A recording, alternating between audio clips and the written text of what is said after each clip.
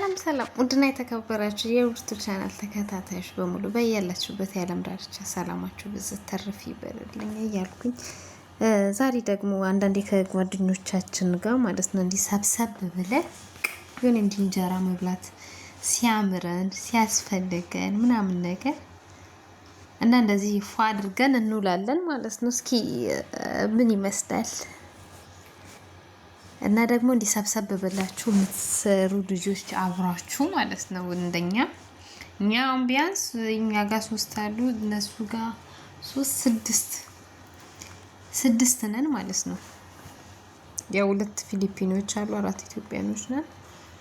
እና ብቻ እንደዚህ አንዳንዴ ሰብሰብ ብለን እንደዚህ ራሳችንን ማለት ነው ፏፏ እናደርጋለን እና ያው ቪዲዮ መግባት ስላልፈለጉ ነው ያላስገባዋቸው እነሱን እዚህ ጋር እኔና ጓደኛዬ ደግሞ ቪዲዮ ላይ ገብተናል። አንድ አይነት ልብስ አድርገን ምናምን ነገር በቃ ሰው ባለው ነው ማማሩ የሚባለው ነገር አለ አይደል? እና እንደዛ ነው። ቪዲዮ ከወደዳችሁ ላይክ፣ ሼር፣ ሰብስክራይብ